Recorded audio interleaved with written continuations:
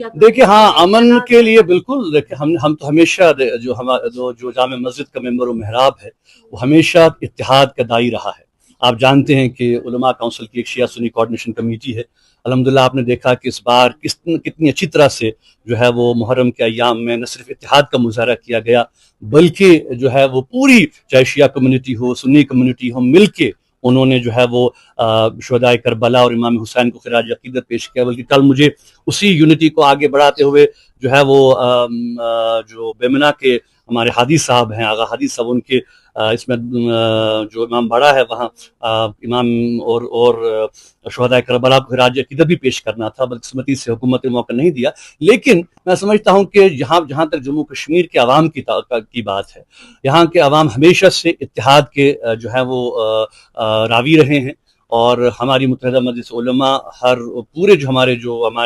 اکابرین ہیں انہوں نے ہمیشہ اتحاد کی بات کی ہے. میں تمام لوگوں سے اپیل کروں گا چاہے وہ ہماری سنی برادری کے ہوں شیعہ برادری کے ہوں کہ آج کے مرحلے پہ ہم یہ ان حالات میں ایکسپیکٹ نہیں کر سکتے کہ ہمارے درمیان انتشار ہو. ٹھیک ہے کبھی کبھار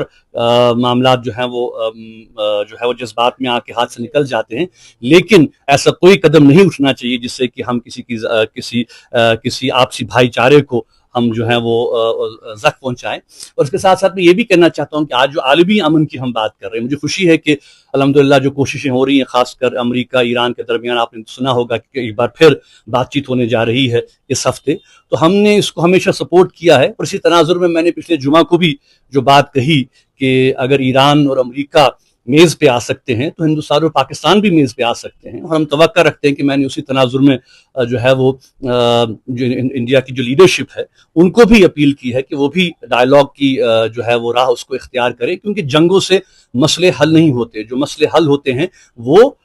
جو ہے بات چیت سے ہوتے ہیں اور لوگوں کو سمجھنا چاہیے کہ جو بات ہم کہہ رہے ہیں کس تناظر میں کہہ رہے ہیں کس کانٹیکسٹ میں کہہ رہے ہیں. اور میں سمجھتا ہوں کہ آج کے دور میں واقعی ہمارے خطے میں بہت زیادہ پوٹینشل ہے بر صغیر میں کہ ہم اقتصادی طور ہیومن ریسورس ہمارے پاس ہے پورا خطہ جو ہے آگے بڑھ سکتا ہے. کاش کہ ہماری جو لیڈرشپ ہے بر صغیر کی وہ بھی